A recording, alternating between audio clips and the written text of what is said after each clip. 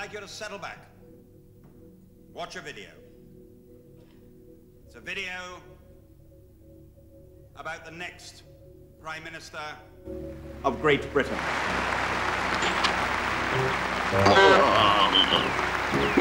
Where are you going? Oh my, this car's enormous. Take me with you.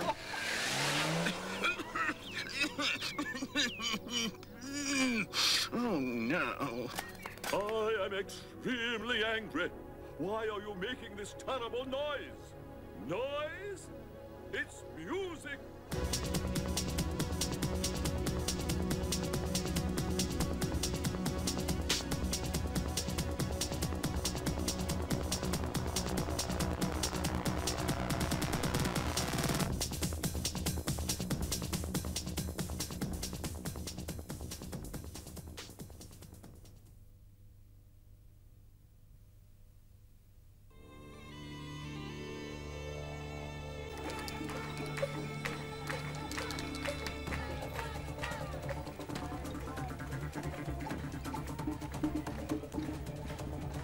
International community will draw the conclusion that this company is a perpetrator of human rights abuses.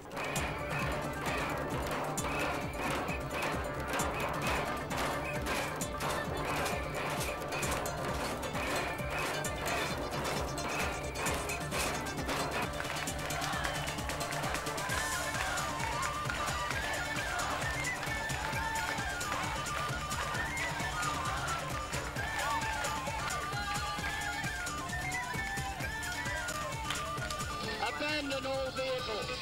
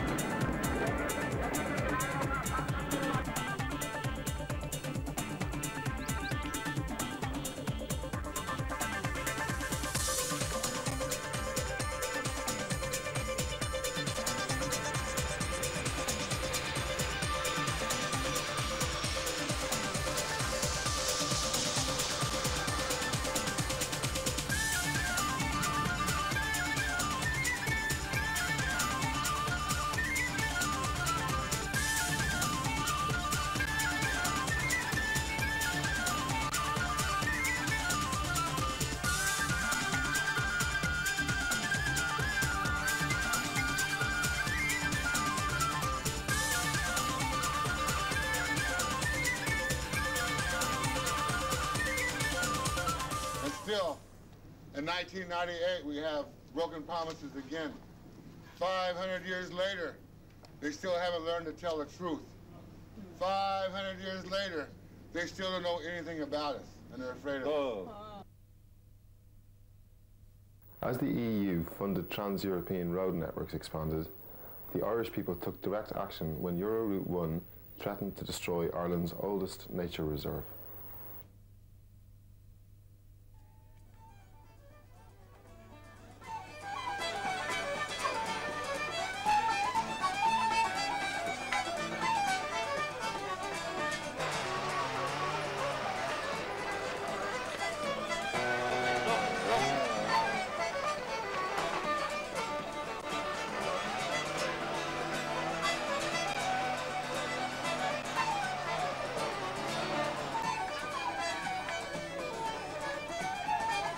Take responsibility for your actions, sir!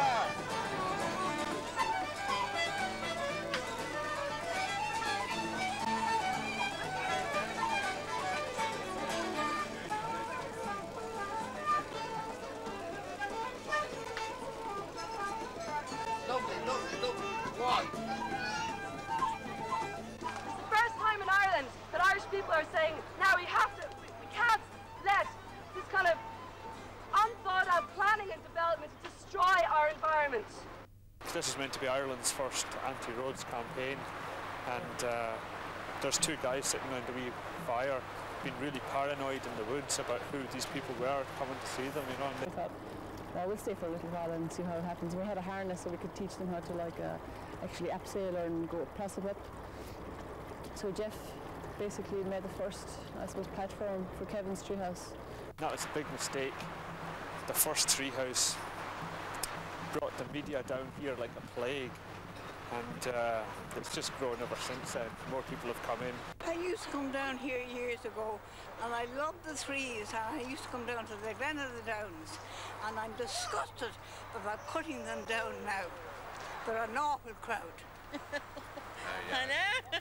Ah, that's great. You have friends everywhere. That didn't hurt so much. Let's go down on camera.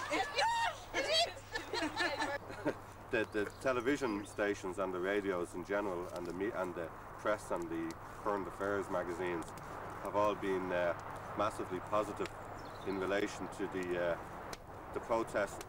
When it comes to direct action, an understanding of media is very important. So what we've done is taken it to the next stage and gone into hypermedia or multimedia. So really, it's the new form of environmental activism for the end of this millennium, you know. I think people, particularly young people, are taking the environment and the politics that surrounds the environment seriously at last. We found that when the press came down, on their clipboards they had all of the information we had put up on the site.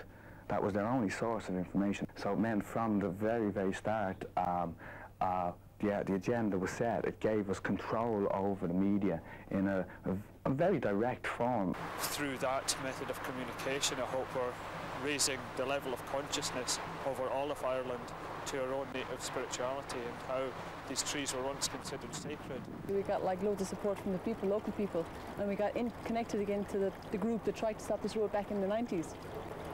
So we had a whole outside support network going on. This protest goes back to 1989, when a resident group was formed to contest the plans for the woodlands here, where there was an environmental impact assessment on the original design. There's never been a true environmental impact assessment done on the western side. Given the fact that the impacts haven't been assessed and the procedures are faulty, I've supported this protest here in the Glen as a local resident. It's a message to the local people that you know, it's not a bluff. There are a lot of committed people who are prepared to defend ancient woodlands by this form of occupation. The road's going to go from Belfast to Rosslare, which is right down the east coast of Ireland. It's going to pick up again in France. It's going to run right down the west coast of France, west coast of Portugal, south coast of Spain, and then Euroroute 2 is going to take over after that.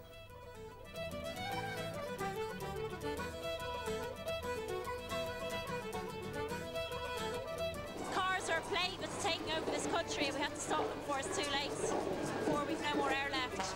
And also that we've got some of the lowest percentage of forest in the whole of Europe, and we should keep what we have and plant more rather than destroy it. While we're using the media, we're not a media event. You know, we go beyond that. They were following on this vibe of, you know, internet side, eco-warriors meets, you know, cyberpunks type buzz. And yeah, it gave it that very global attitude from the start. There's heaps of trees and there's heaps of forest in Australia, but it's being logged as well as being cut down. But there's still, that's what I realised when I came over here, how little forest there is left here. And that's why it's so important to save places like the Glen. It was like introducing people to their very roots again, to where did you come from, and bringing them right back to the basics of you know, how the world exists, how things happen, what what's the importance of like water and earth and fire and the whole four sacred elements, and bringing them back into people's understanding of nature and how we fit into it. I realised that for the first time in my life, I was meeting people who were on my wavelength, who were my age. I've learnt so much since I've been here. Been here for just over 3 weeks. I've learnt how to build a bender, build a treehouse, abseil, prosec, wood carve, things about composting, things about recycling, the vegetation here, history. It's just absolutely amazing.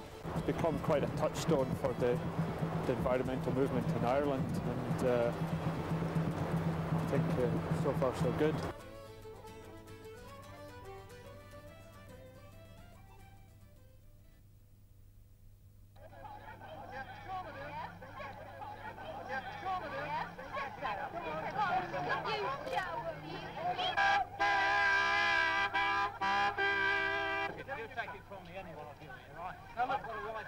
If I don't get through, I'll murder somebody here. I'm telling you now, right? Well, I don't know anything that I don't care. I don't want to know.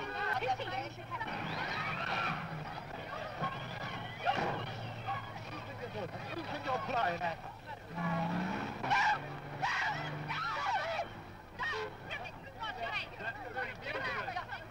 You're running people over.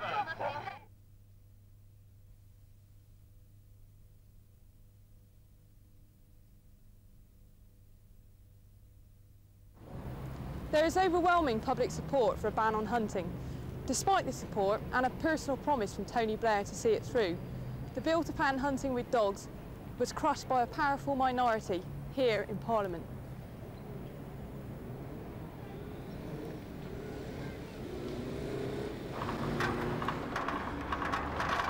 Yeah, we're just down now. I'll have to hurry because they'll put me.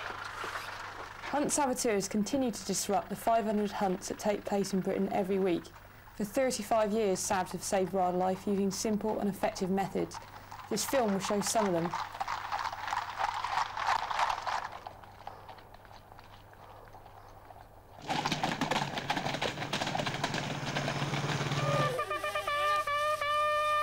This is one of the main tools that SABs use.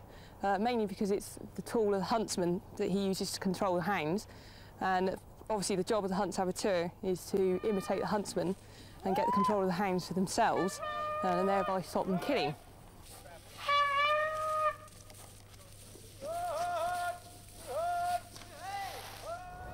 One of the easiest things to use is a spray. It's a concoction of water and citronella, an essential oil, and it's totally safe and harmless. There you go. And it's used to mask the scent of a fox and thereby stop the hounds from following the line of a fox.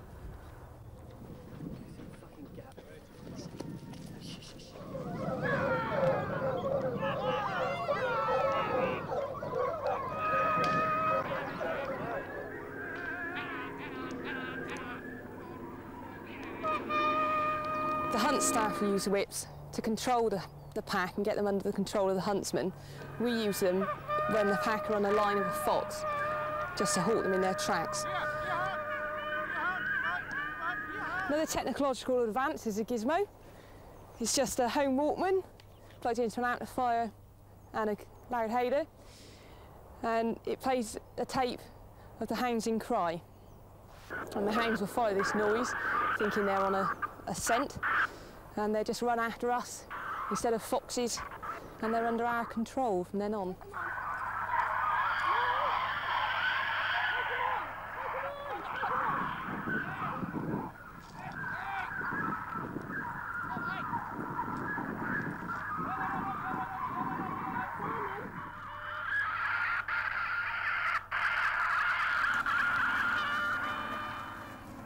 $411 MPs, 2 million signatures on one petition, 80% of the population, all opposed to hunting, and still the only people that are actually saving lives are hunt saboteurs.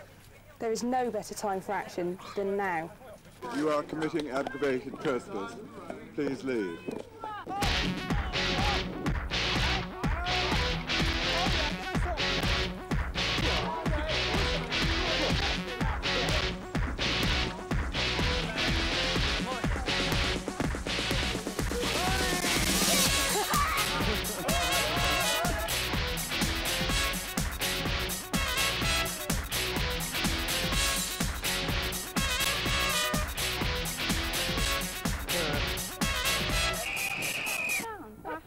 Film me, please.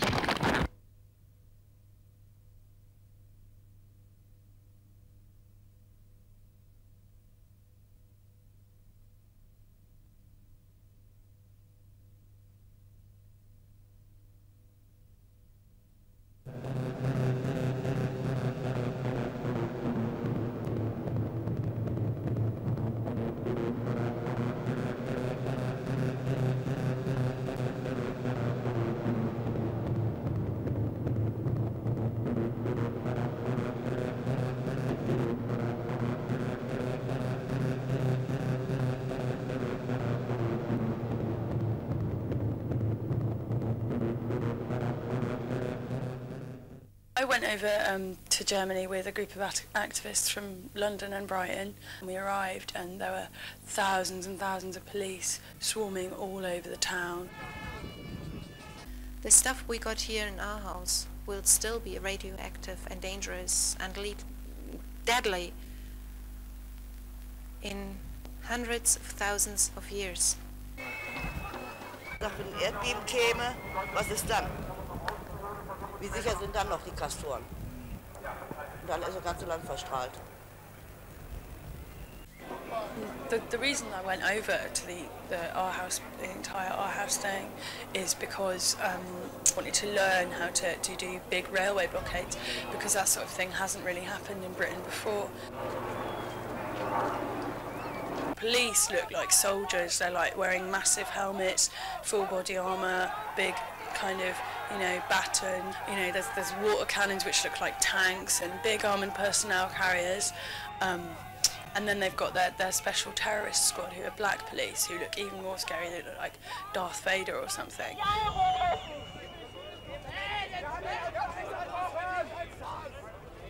It was like being in the middle of a war zone. It was like Vietnam or something. It was completely crazy.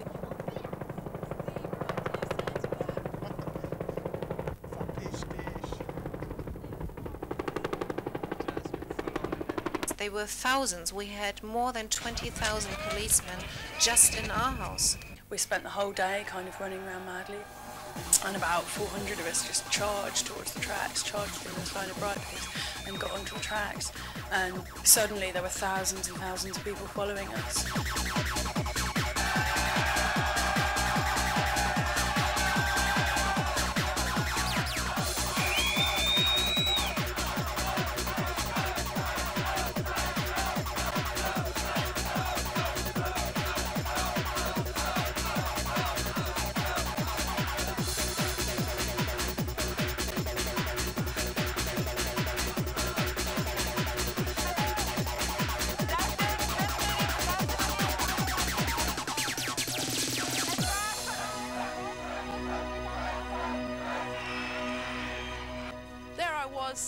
With all the German people trying to stop the storage of radioactive waste. In Australia, I demonstrate with my friends trying to stop them digging up uranium. It is frightening to have such a massive police force just for pure financial interests of a few people, those who earn their money with nuclear power. When the train did come through, about 8 o'clock that evening, the atmosphere was just electric. There's no other way of describing it.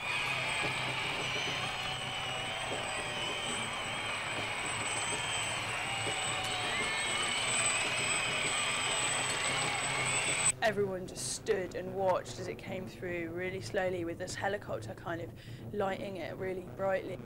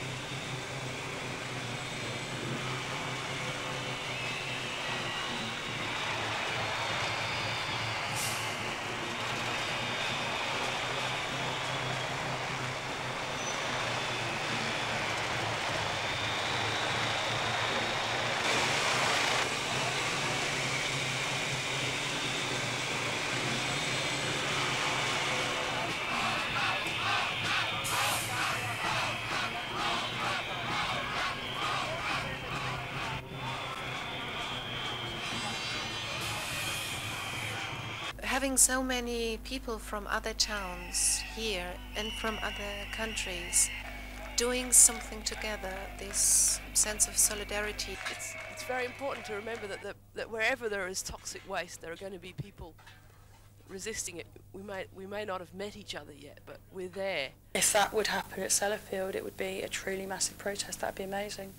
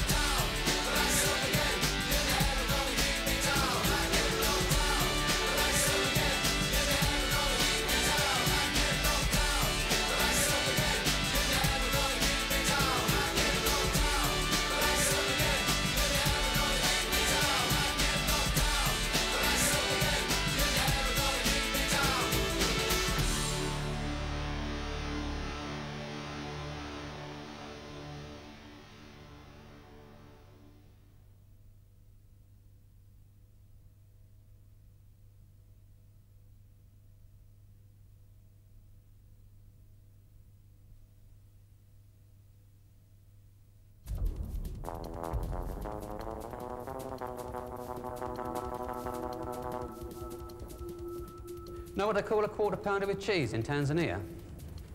Nope. What do they call it? They don't. Excuse me. He owes us $250. US dollars. You see, the men we work for lend money to make money. You borrow, you pay it back. A debt is a debt is a debt. Lucky he's not Mozambican, really. Otherwise, it'd be $350. Of course, you could always borrow more, Not really worth $250 this lot, is it? What else can we take?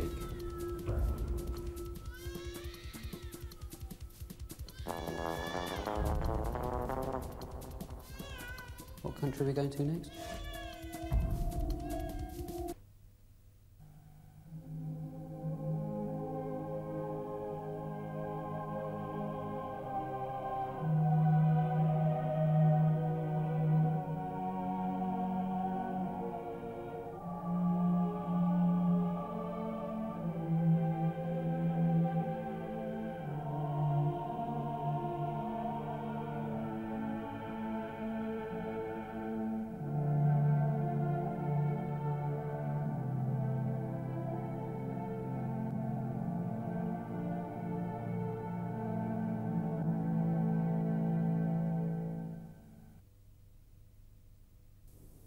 Who is talking to this girl? Is it a young lover, whispering promises of happiness as yet unlived? Is it a father who has broken the habit of a lifetime and for once not passed the freshly wrung receiver to his wife, who talks to her about nothing and means everything to her? Is it an old friend, lost and now inspired by some freak bravery found? A call from years ago that proves that nothing much changes between friends. Or is the girl herself completely deranged? Is she listening now, transfixed and happy, to the speaking clock? Who knows? Who cares? What other bundle of wires and plastic can do that to a face? Fine. It's good to listen.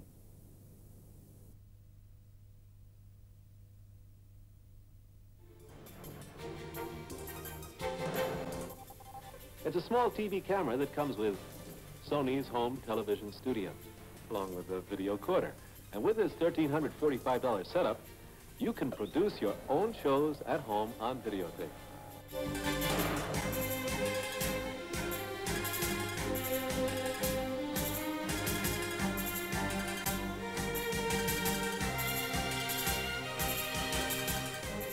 The great thing about Undercurrents is the fact that alternative media is becoming the most important way of people finding out the truth, the most important way of finding out things that people don't want you to know, and the most important way for people to organise themselves, set their own agenda and take a bit of control over their own lives, because the mainstream is shite.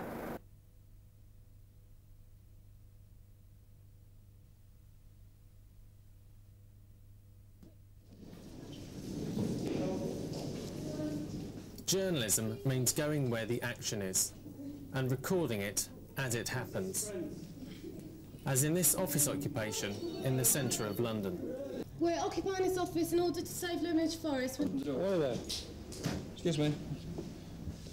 It's okay, that's all right. Look. Well done, thank you. The police refused to accept my press credentials and arrested me because I couldn't remember my press card PIN number. Took his camera and wrenched it away from him, and then he was dragged downstairs and he's got his arm behind his back and they got his camera. Not only was I locked in a cell until the news deadlines had passed, but my press card and all my tapes were confiscated.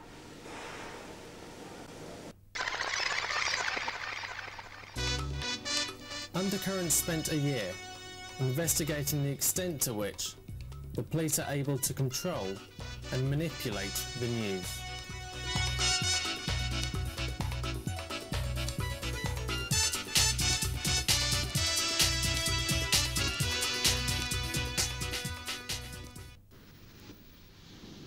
During the evictions of the protest camps at Manchester Airport, the police corralled all the journalists into a special press pen. The press pens are set up by the police and whoever's, I don't know, behind the road or whatever, so it's not in their interest to give you a brilliant view. So I think it's evolved from individual PCs just shoving people around through to what is now a high-level decision that this is the way that news will be managed. Can you explain why we're not given a camera position where we can actually see the evictions taking place? Any other questions? I think that was a question. Yes, well, I've taken enough from you, thank you very much. Well, could I ask that question? Yes, no you can't. Now, I've dealt with that question, that's all I'm saying at the moment. Why won't... A few journalists did, however, report from inside the police cordon. both in the trees and in the tunnels. I'm here because I really truly believe that the press needs to be on the front line of protests like this, partly because the press is not allowed into protests like this, and it's just in theory illegal to come here, and yet I think some of the things which are happening here are of great interest to the wider public. Freelance photographer Nick Cobbing was the only journalist reporting from the trees when the evictions began.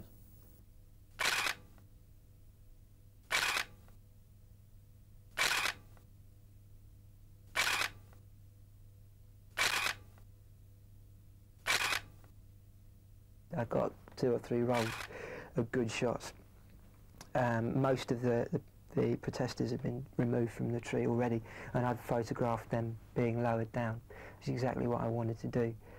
And I said to the crimer, I'd be quite happy to go down now, when you're ready. And he said, well, that's fine, I'll drop you down next.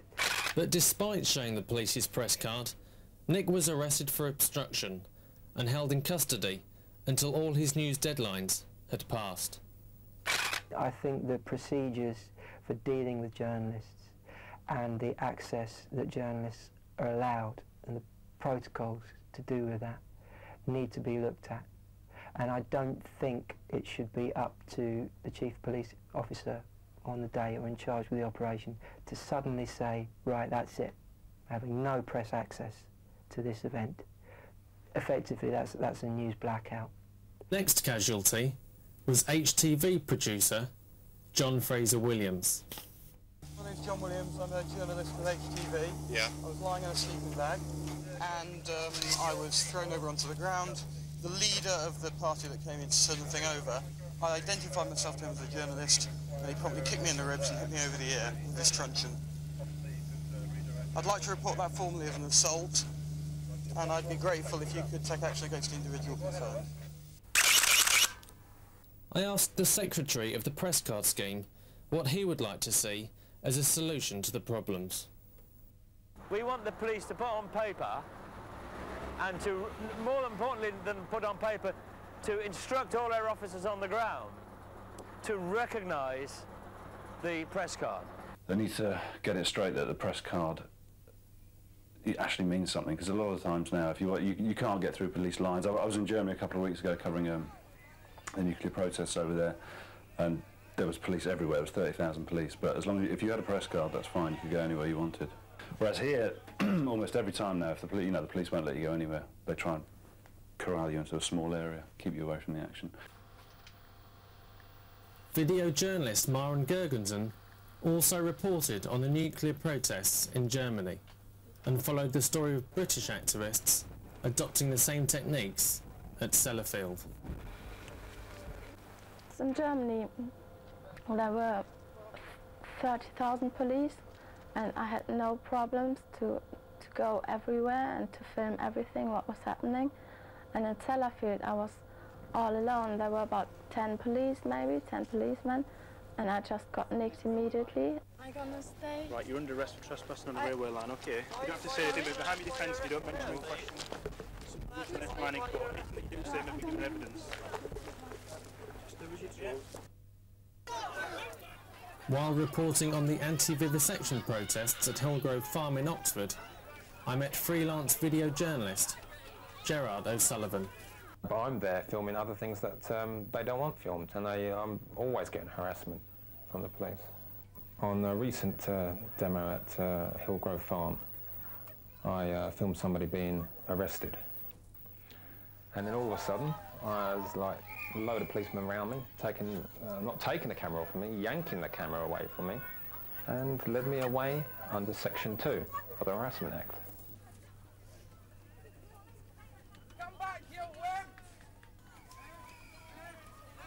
Was he really arrested for using the camera? He was arrested for using the camera, sir. So, sorry?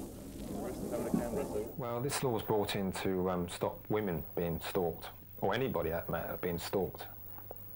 And it seems now that they're using this law against photographers. Really, the BBC and ITV and people had pretty much of a monopoly on television pictures.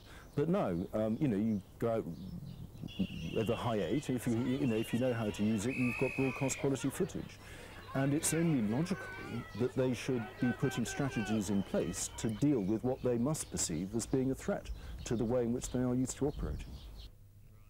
I asked Thames Valley Police Press Office what written guidelines existed for officers when dealing with the media. Do you think written guidelines should exist for officers on the ground when dealing with members of the press? Well, they do exist, but you know, in here, officers can come to us, if they have any queries. Right. Would it be possible to see the written guidelines? They're an internal document. Right. Does that mean that we would be able to see them or not? It's an internal document. Right. So written guidelines for officers on how to deal with members of press aren't available to those members of the press.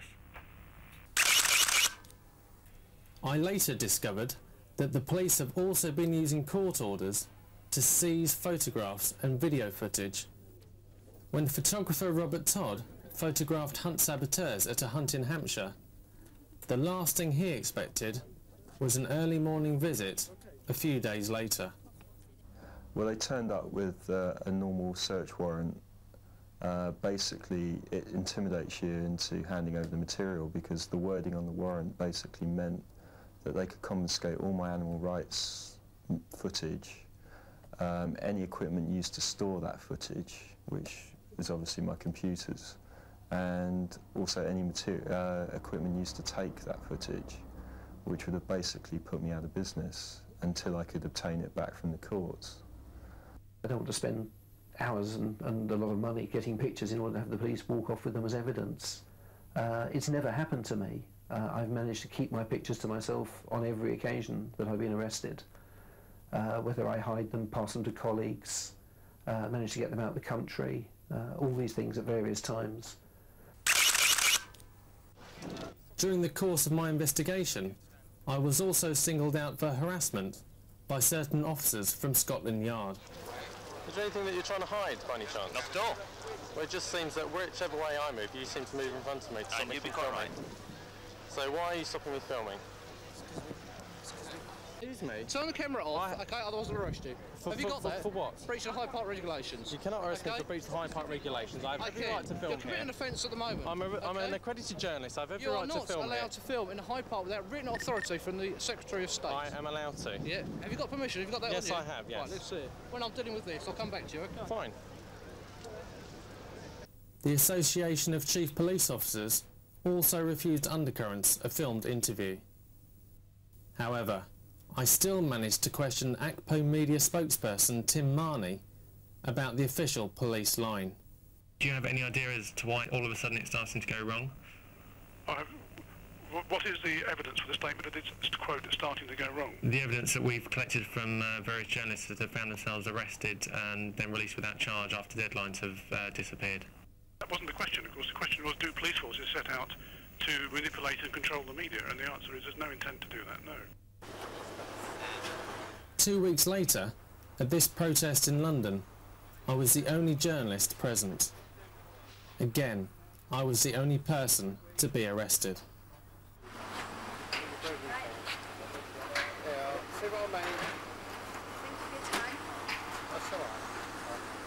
Who you are? Yeah, I'm a member of the press, yeah. You are? What part? I'm a freelance journalist. So you're not really a member of the press, are you? I'm a member of the press, yes. Freelance journalist? And you're just doing this? Sorry? Switch the camera off. Can I ask you why you want me to turn my camera off? Right, you're filming me now, aren't you? It's my channel. While I was filming, I was assaulted and arrested by a police officer for breach of the peace. Although I managed to film both my assault and my own arrest, while I was in custody, the police erased that part of the tape. However, they forgot to switch the microphone off when they did this. Just get it from work. And you, Jenny? This is the first hard piece of evidence we have that police are erasing tapes and destroying evidence. It's a warning. It's a way of putting off journalists from going to these events. And the first journalists to put off, the easiest targets are the freelancers, because you are not on a clear contract. The question is is it the police that have been getting worse, or have they always been like that? And is it simply the reporting that's getting more incisive and more critical? And I suspect that it's at least part of the latter. There seems to be no real guts in newspaper editors, or magazine editors for that matter, to continue to protect the rights of individual journalists. And to be honest, most of the public seem to be much more interested in the fantasy world of the soaps than the real world of actually what's happening.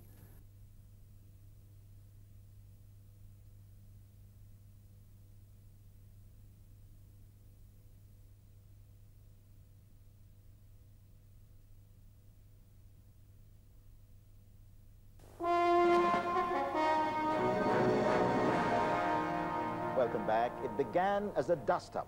Tonight, it's beginning to look like war between two rival vacuum cleaner makers.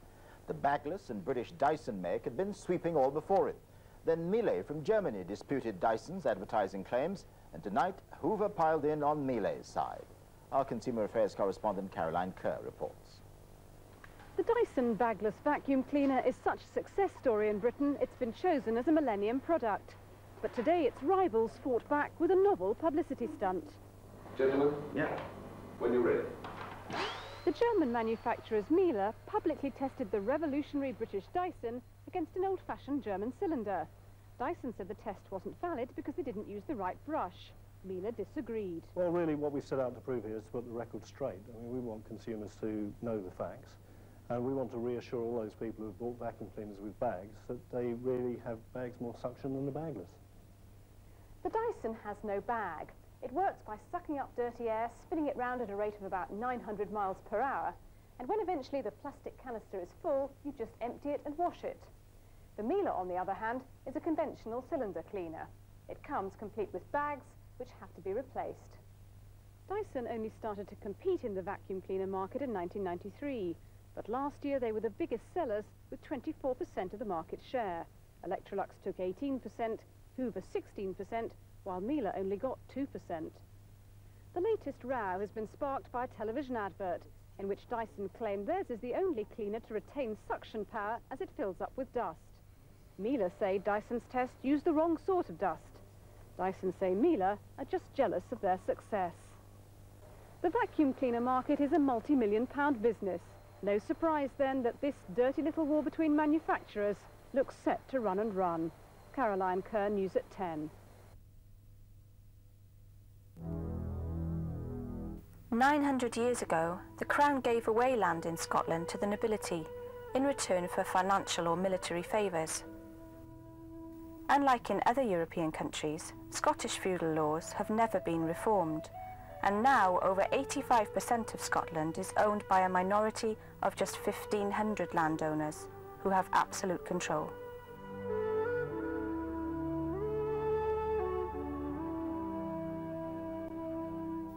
Just north of Glasgow, the landlord of the BETH estate is evicting the 80-year-old community living on his land. The community of weekend dwellers, known locally as hutters, live a basic existence in huts with no running water, no electricity or plumbed-in sanitation. Although they build and own their huts, the tenancies and the land access is under the total control of the landlord. All these wee huts were built for the people of Glasgow and the people of Clydebank to get them away from the city during the war, and we have carried on, you know, through generations. Huts are somebody that's dedicated to their hut, that'll keep their huts going, keep it maintained, winter, summer, spring, autumn. I mean, they're here all the time. Very involved in the place, very proud of the place. Nothing has changed here since I came here in 1946. Nothing has changed. I think the carburettors were of the pioneering stock. I mean, the caravanners, they go into a caravan that's all set out, beautifully furnished, but we start from nothing. So you come out here and there's a terrific community spirit about here, like, you know, and you got a freedom here that you don't get in the cities. And you just go out here and you can go wherever you like. You can go for miles out here and you won't get disturbed. There's no amenities. There's no electricity, there's no police patrols, there's no street lighting. These are all things that you would expect in a community, but we've just got a piece of land off him. The cabins belong to all us. We own the cabins, he just gives us the land to put on it. But since he took over the estate, the rent has risen from £200 to £1,000, with all sorts of hidden administration fees. Putting the rent up by £150 in one lump sum and telling you that there will be another £150 next year, it's just a bit much for the like of us who are pensioners.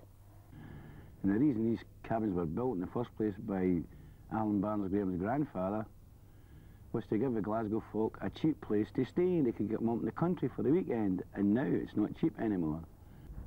It's just putting it so far out of our reach that we will have to give the huts up. Words I can't explain about the man. He's just a rat, as far as I'm concerned.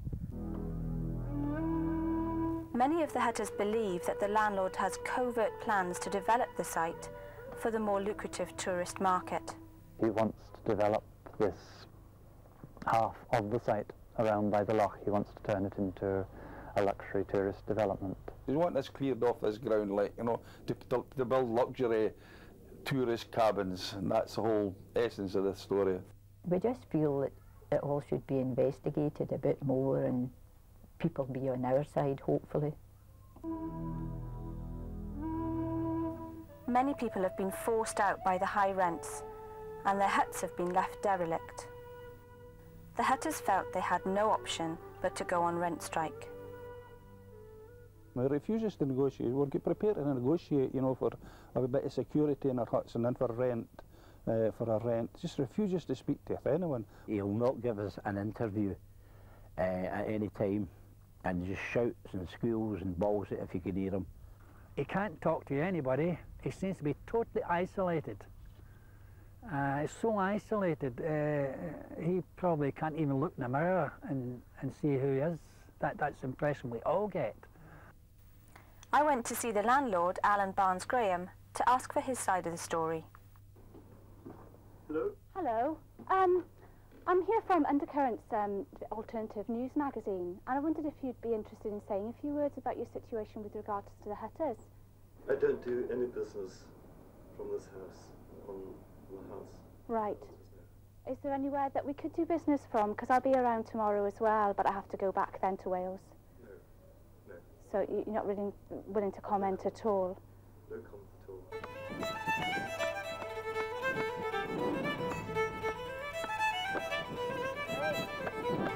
Now, it doesn't like us marching through the estate.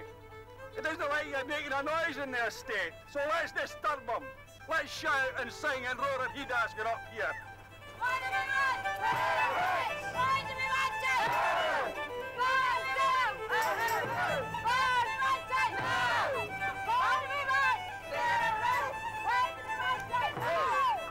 What do we want? When do we want them? Barnes-Graham!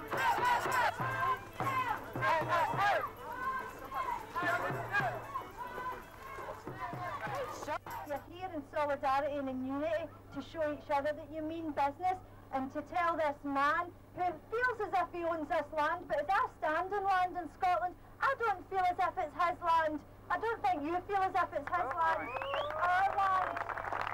Thanks very much. There is people watching this very closely from all over Britain. We're hoping sometime in the future to get a British Hutters Charter where we all can get together and discuss these problems. The whole tradition of the huts is a part of the heritage of Scotland, you know, and we're certainly not going to let that die.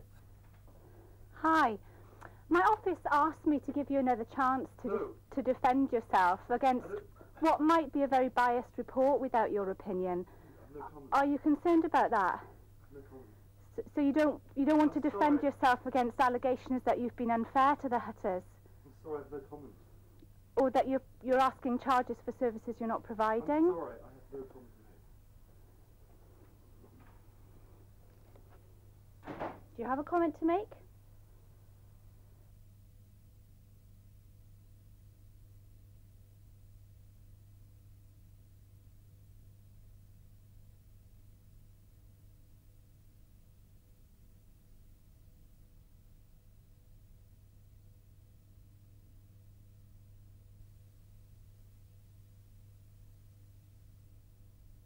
I want to be an urban shaman, J firewalker, neo-pagan. I want 1 minute instant microwave magic. I want voodoo pills and voodoo gadgets. I want to live by Greenwich Dream Time. I want to sing along those neon song lines.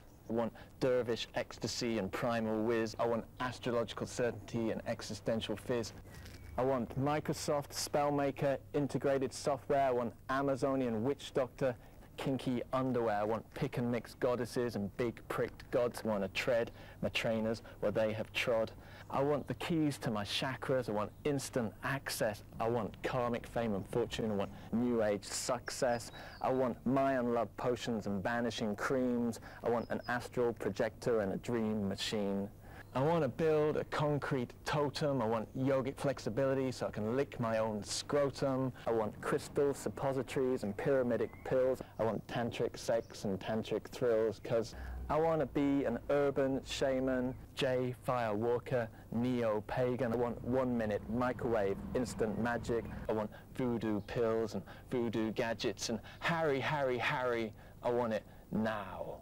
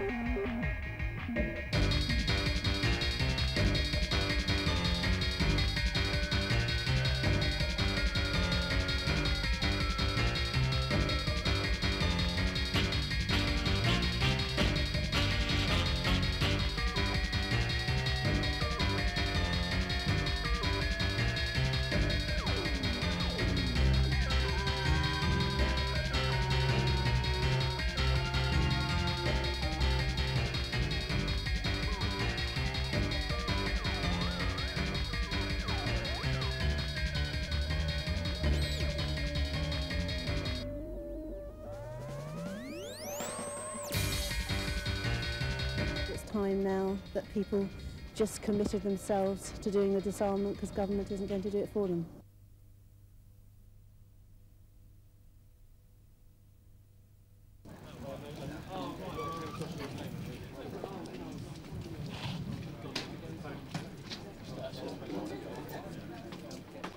Wake up, it's your battered and bruised weekly snooze.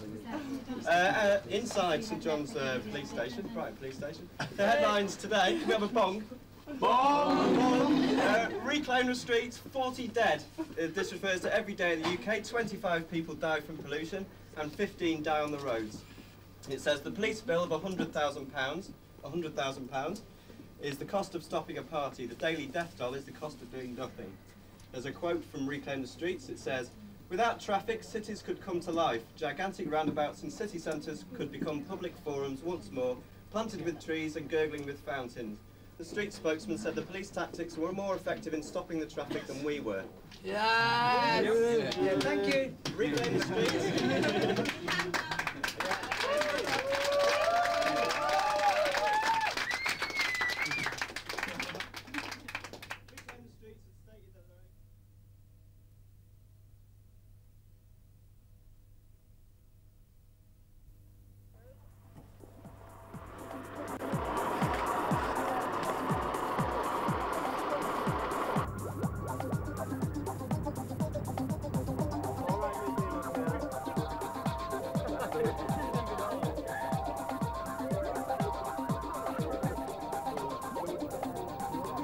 We're blockading Corrington refinery, which is one of the largest refineries in the country, and we're not going to move until they shut it down.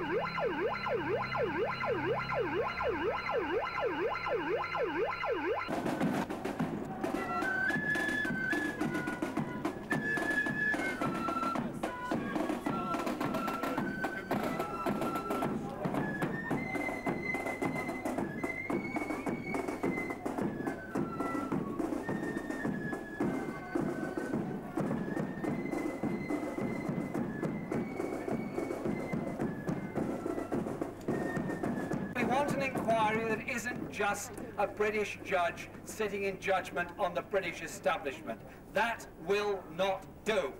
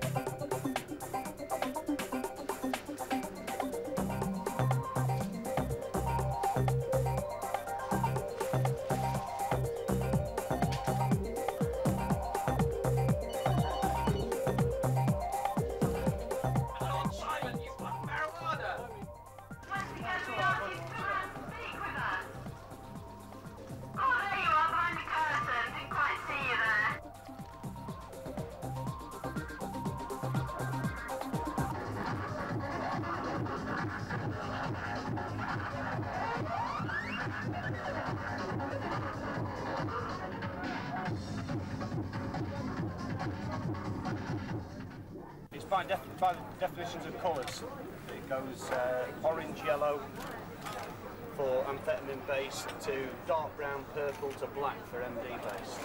We want people to be able to say, just say no, K-N-O-W to drugs, make proper choices and know the risks. So this is really a health and safety initiative tonight.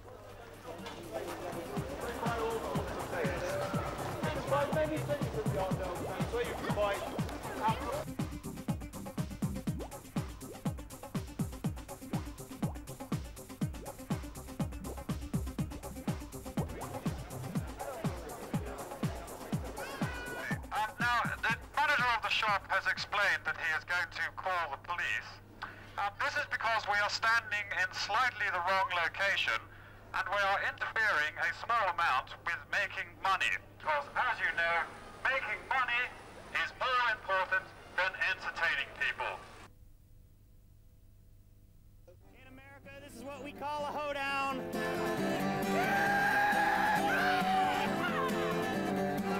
It's a business suit hoedown.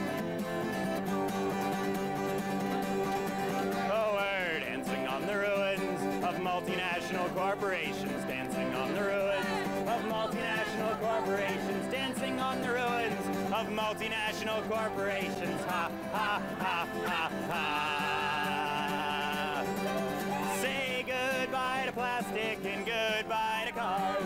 No more convenience stores. Hello to stars. No more Wall Street and no more Pentagon. Thinking about these things makes me happy. Of multinational corporations dancing on the ruins of multinational corporations dancing on the ruins of multinational corporations. Ha, ha, ha, ha, ha. The goodbye to polystyrene will put an end to the waste. There's no time for debating. We have to make haste. If we're going to survive without computer program lines, we're going to have to can pop culture and say hello to campfires and stomping bare feet and naked amoebas hungry to eat. Hello to primal consciousness and love for the land now that coyotes are running the country. We're dancing on the ruins of multinational corporations, dancing on the ruins of multinational corporations, dancing on the ruins of multinational corporations. Ha, ha, ha, ha, ha. Sayonara to suburbia and well-manicured lawns.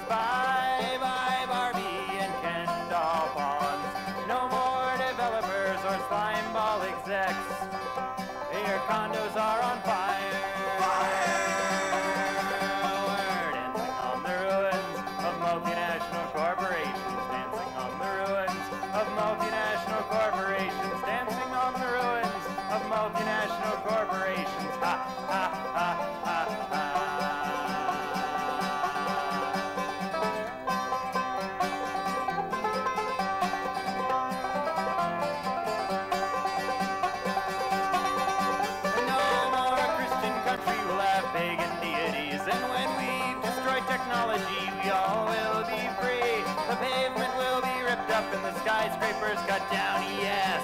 We are coming for your